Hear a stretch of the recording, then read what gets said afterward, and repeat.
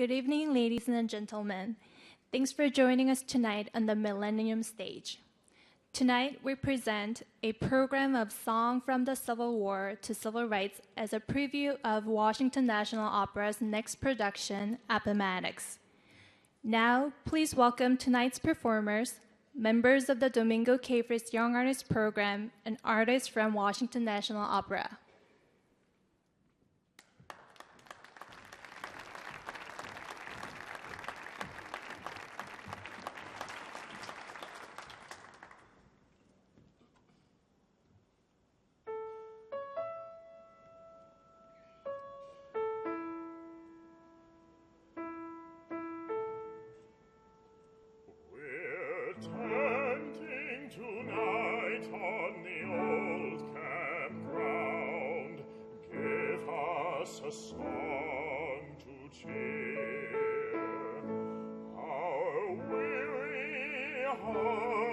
A song of home and friends we love so dear.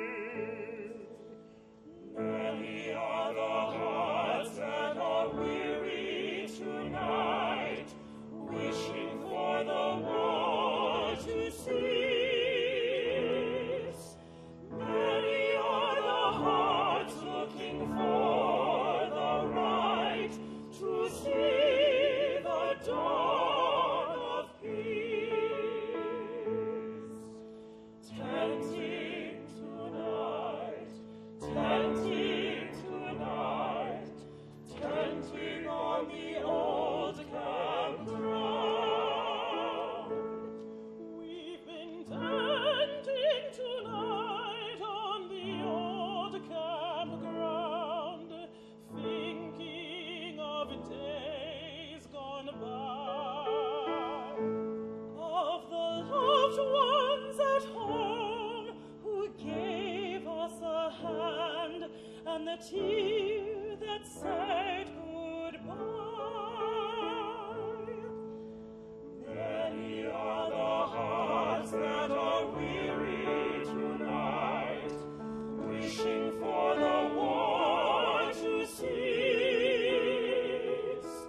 Many are the hearts looking for the right to see the dawn of peace. Tenting tonight, tenting on the old campground. We've been fighting today on the old campground. Many are lying near. Some are dead and some are dying. Many are in tears. Many are the hearts that are weary tonight, wishing for the war to cease. Many are the hearts looking for the right to see the dawn of peace. Dying tonight, dying on the old campground.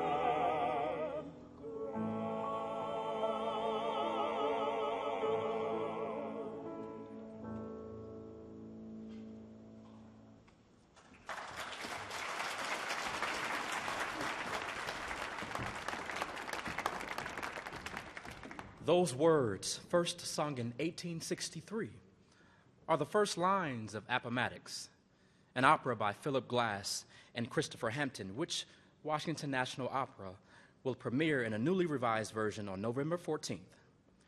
The opera links two pivotal moments, 100 years apart, in the struggle for civil rights in America: the ending of the Civil War at Appomattox in 1865, and the civil rights protest of 1965 that led to the passage of the Voting Rights Act.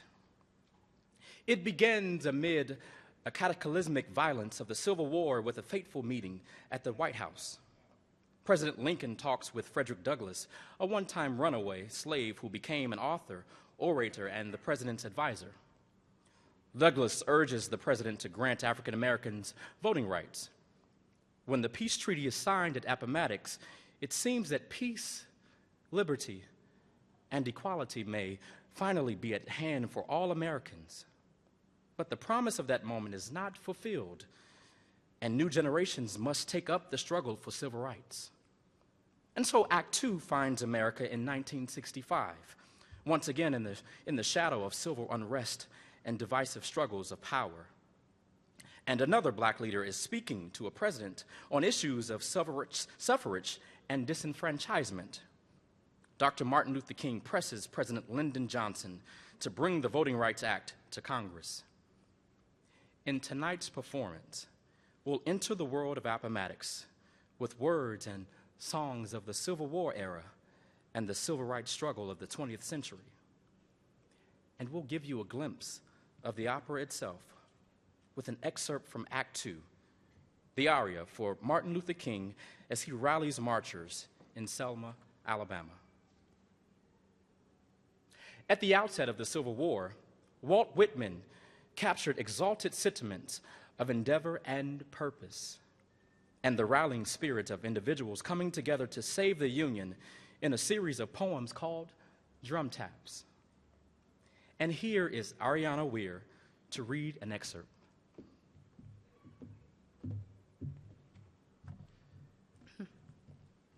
First, O songs for prelude, how your soft opera music changed, and the drum and fife were heard in their stead.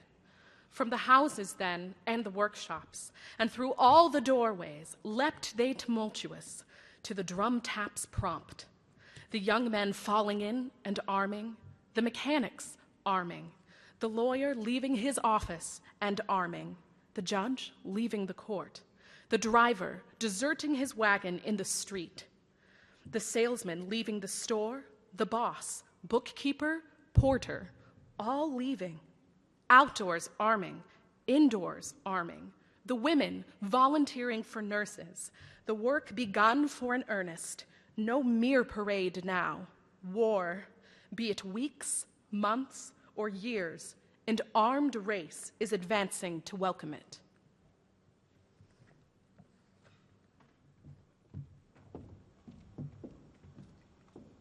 You see, it was not only words that would take sides in newspaper articles, domestic journals, narratives, and poetry.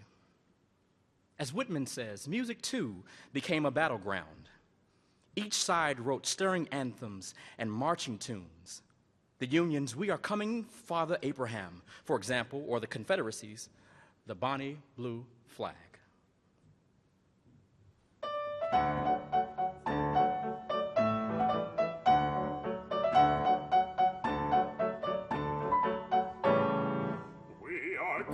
Father Abraham, 300,000 more, from Mississippi's winding stream and from New England shore. We leave our plows and workshops, our wives and children dear, with hearts too full for utterance, with but a silent tear. We dare not look behind us, but steadfastly before. We are coming, Father Abraham, 300,000 more. We dare not look behind us, but steadfastly before. We are coming, Father Abraham, 300,000 more. If you look across the hilltops that meet the northern sky, long moving lines of rising dust were vision they descry. And now the wind an instant tears the cloudy veil aside, and floats aloft our spangled flag with glory and with pride. And bayonets in the sunlight gleam and bands with music pour. We are coming, Father Abraham, 300,000 more. And bayonets in the sunlight gleam and bands with music pour. We are coming, Father Abraham, 300,000 more.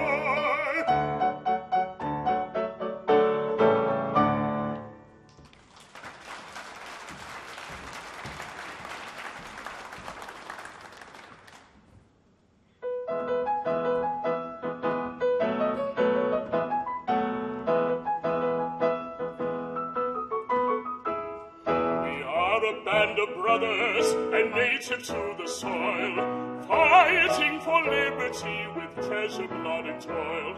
And when our rights were threatened, the cry rose near and far, hurrah for the bonny blue flag that bears a single star. Hurrah, hurrah, for Southern rights, hurrah, hurrah for the bonny blue flag that bears a single star. As long as the Union was faithful to her trust, like friends and like brethren, kind we were and just.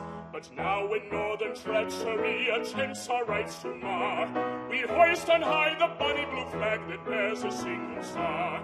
Hurrah, hurrah, for Southern rights, hurrah, hurrah for the bonny blue flag that bears a single star.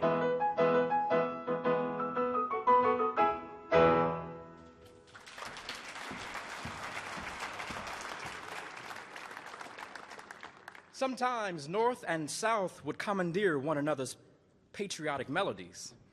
The Union's battle cry for freedom, for example, became so popular that it was quickly adapted for the Confederacy, reappearing with different words as "Rally Round the Flag."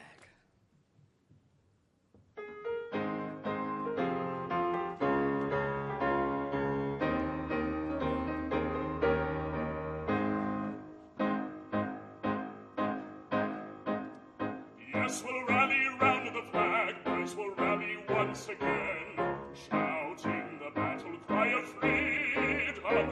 We will rally from the hillside, we'll gather from the plain, shouting the battle cry of freedom. The Union forever, hurrah, boys, hurrah, down with the traitor, up with the star. While we rally round the flag, boys, we'll rally once again, shouting the battle cry of freedom.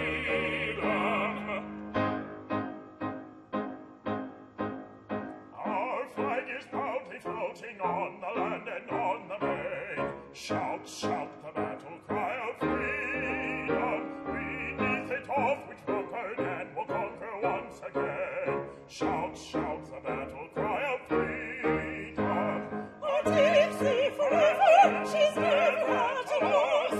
Down with the eagle, up with the cross. We'll rally round the bonny flag, we'll rally once again. Shout, shout the battle cry of freedom. Yes, we'll rally round the flag, boys, we'll rally once again, shouting the battle cry of freedom. Yes, we'll rally round the flag, boys, rally once again, shouting the battle cry of freedom.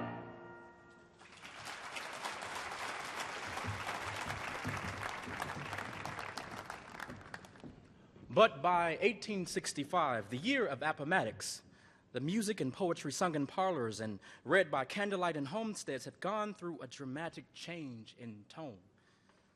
It was threaded through with troubling and unanswerable questions about loss.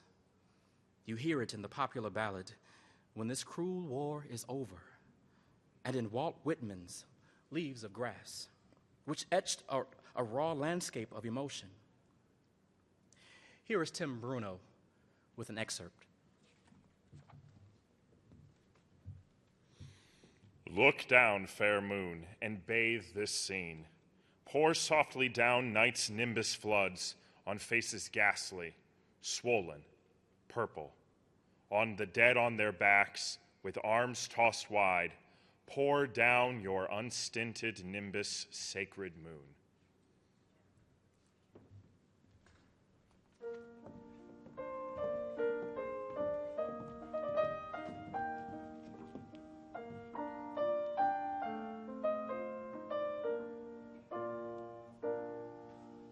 Dearest love, do you remember when we last did meet? How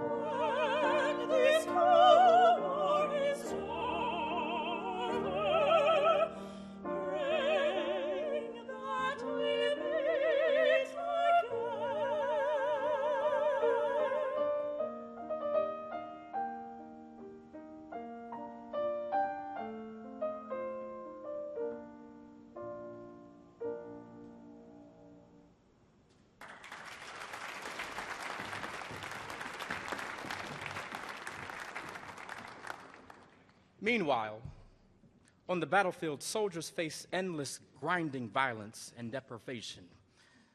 Sometimes they turn to humor to make it through, as in the Southern song, Goober Peas. It's a wry complaint about the boiled peanuts that late in the war were often the Confederates' only rations.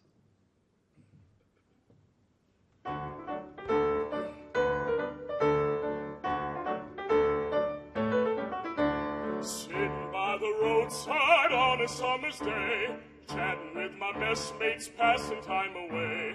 Lying in the shadow underneath the trees, goodness how delicious, eating goober peas. Peas, peas, peas, peas, eating goober peas. Goodness how delicious, eating goober peas. Just before the battle, the general hears a row. He says the Yanks are coming, I hear their rifles now. He turns around in wonder, and what do you think he sees? The Georgia militia eating goober peas. Peas, peas, peas, peas, eating goober peas. Goodness, how delicious, eating goober peas.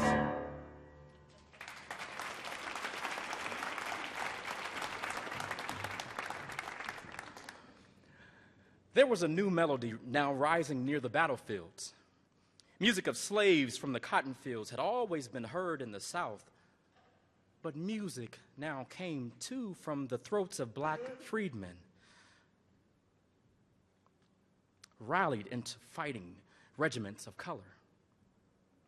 For white officers at night after a day of fighting, the music to be heard around the campfires of black regiments was a melody that stirred all hearts.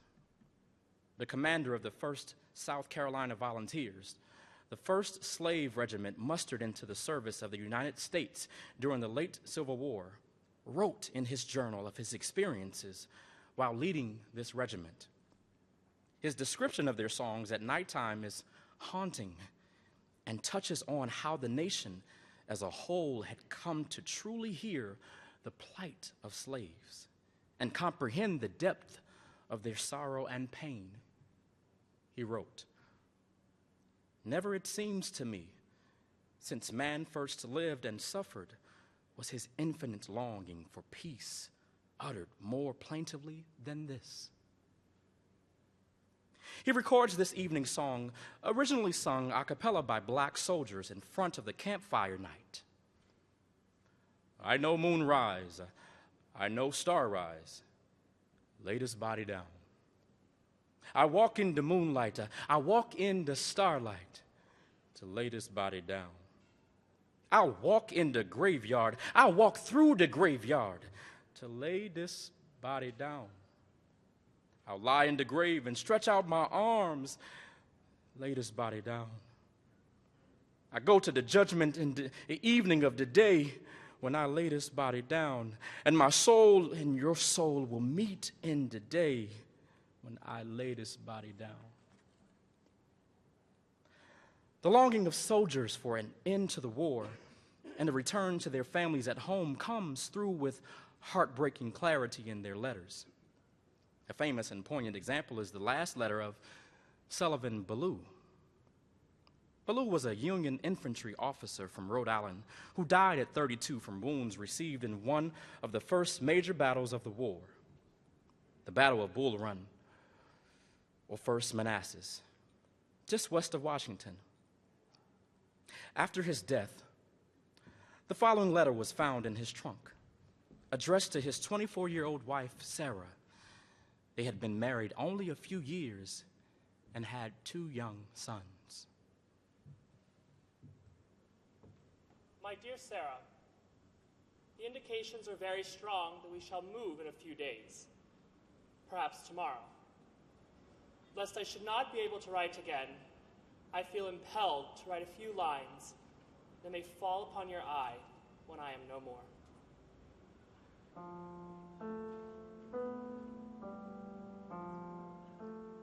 I have no misgivings about or lack of confidence in the cause in which I am engaged.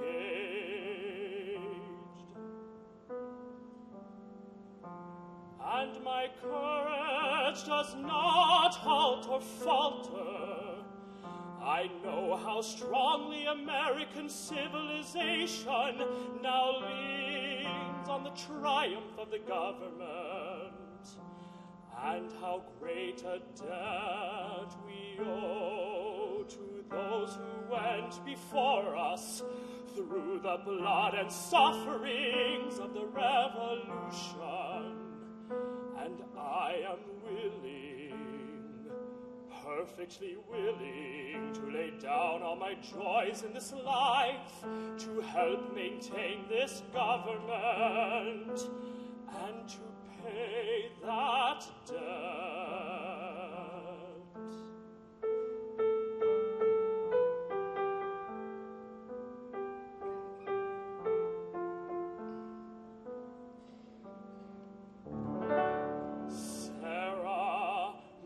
Love for you is deathless. It seems to bind me with mighty cables that nothing but omnipotence could break. And yet my love of country comes over me like a strong wind and bears me unresistably on with all these chains to the battlefield.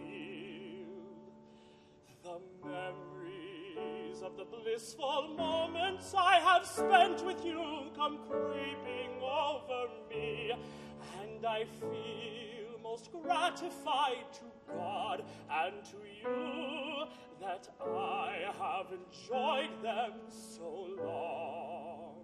And hard it is for me to give them up and burn to ashes the hopes of future years, when, God willing, we might still have lived and loved together and seen our sons grown up to honorable manhood around us.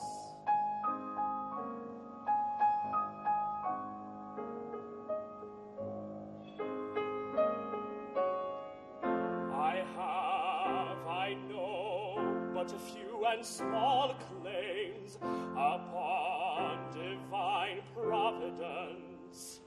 Yet something whispers to me, perhaps it is the wafted prayer of my little Edgar, that I might return to my loved ones unharmed. If I do not, my dear Sarah, never forget how much I loved you. And when my last breath escapes me on the battlefield, it will whisper your name.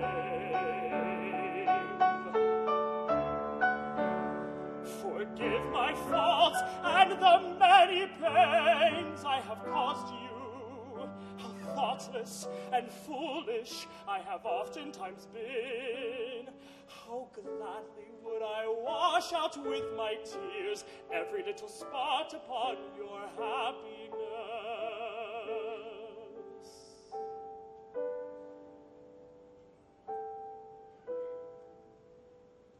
But, oh, Sarah, if the dead can come back to this earth and flit unseen around those they loved, I will always be near you.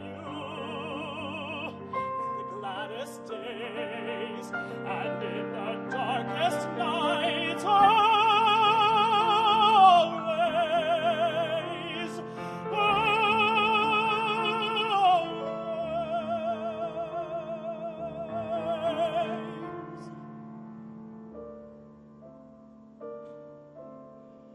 And if there be a soft breeze upon your cheek, it shall be my breath as the cruel air fans your throbbing temple. It shall be my spirit passing by.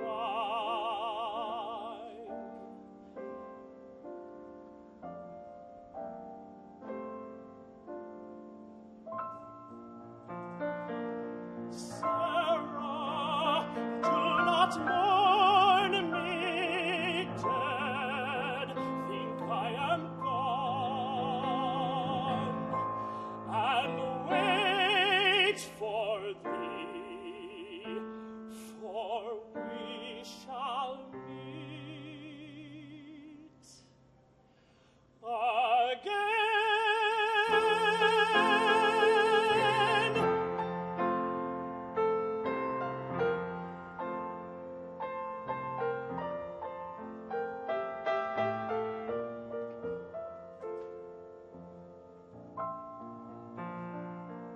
My dear Sarah, the indications are very strong that we shall move in a few days, perhaps tomorrow. Lest I should not be able to write again, I feel impelled to write a few lines that may fall upon your eye when I am no more.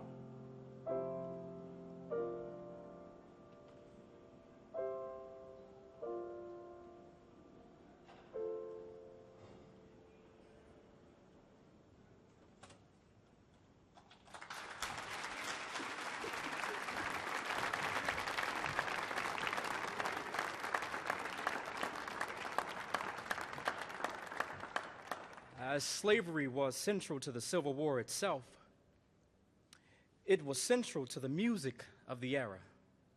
It was reflected in spirituals, yes, spirituals that longed for freedom, like many thousand gone, and in the hymns of the abolitionist leagues that campaign against the institution of slavery even before the war.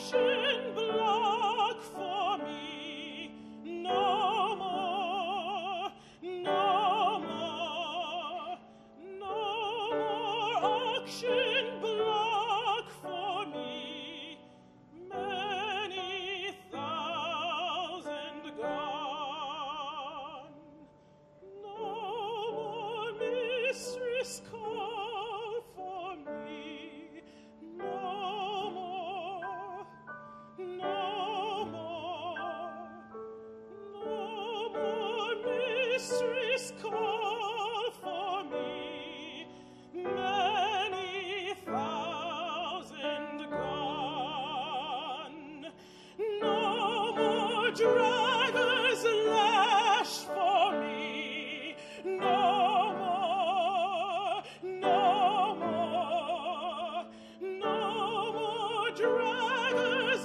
lash for me, many thousand gone, no more auction block for me, no more, no more, no more auction block for me,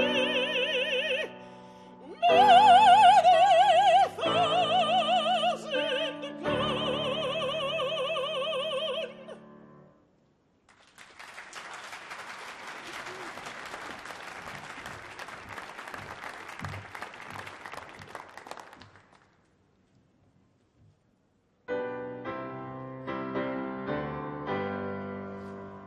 I am an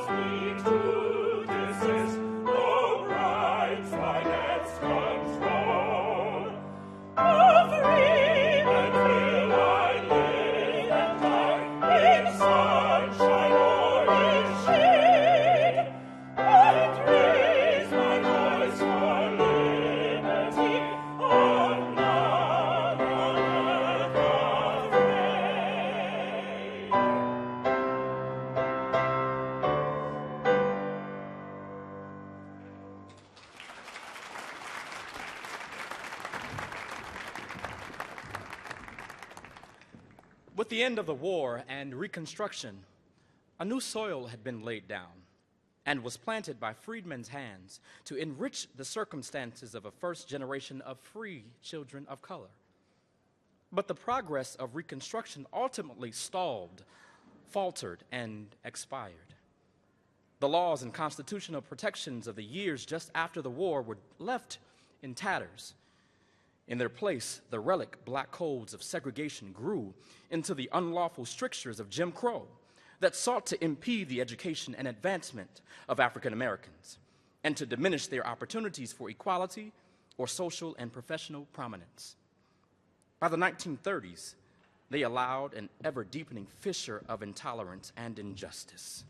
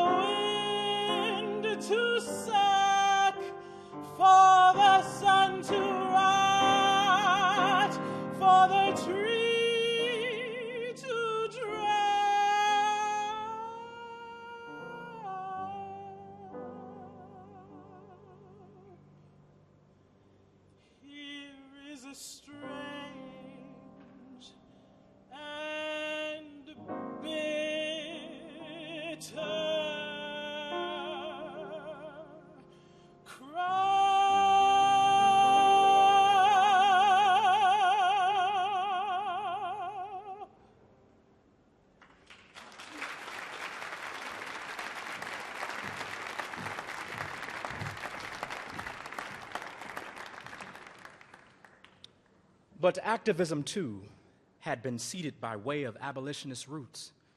And as the country witnessed the new ravages of intolerance and political disenfranchisement of the 1950s and 60s, African Americans gave voice to the question, what manner of freedom now? And to that question, a new, diverse generation of America responded in an entirely new voice. You will take nothing from me anymore.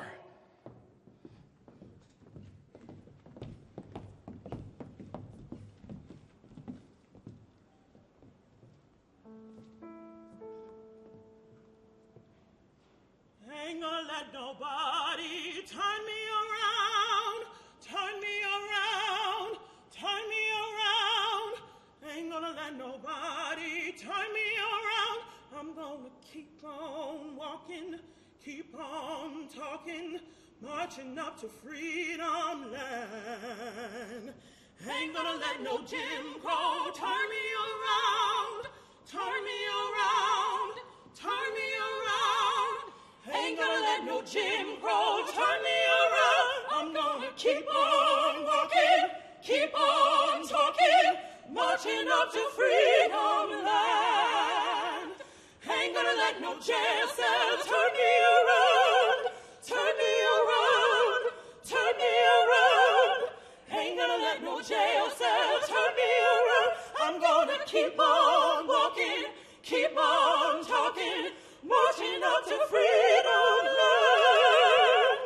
Ain't gonna let nobody turn me around, turn me around, turn me around. Ain't gonna let nobody turn me around. I'm gonna keep on walking, keep on talking, marching up to freedom land. Ain't gonna let nobody turn me around, turn me around, turn me around. Ain't gonna let nobody turn me around. I'm gonna keep on walking, keep on talking, marching up to freedom land.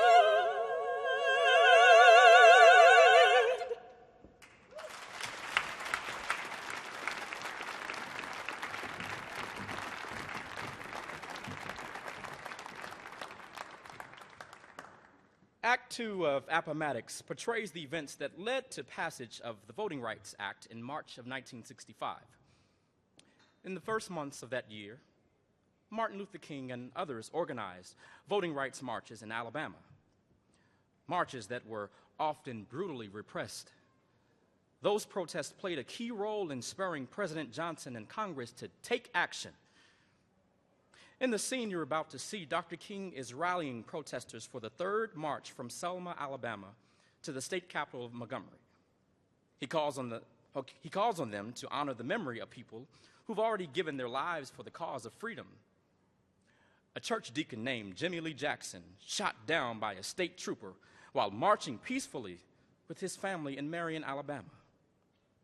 The Reverend James Reeb, a Unitarian minister from Boston, murdered by vigilantes after the second Selma Montgomery March. The 3 civil rights workers murdered in Mississippi. You see, King inspires the marchers with words written here in Washington during the Civil War, just a mile or so from this stage at the Willard Hotel. Julia Ward House's poem, The Battle Hymn of the Republic.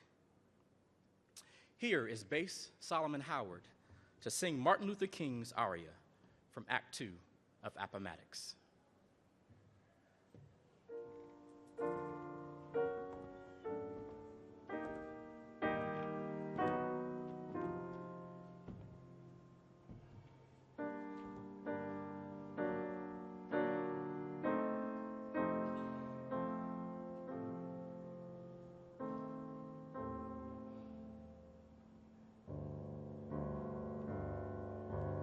Last year, the Civil Rights Act gave us back our dignity, but it didn't succeed in outlawing those practices here in Alabama and Mississippi that deprived us of one of our basic rights, the right to vote.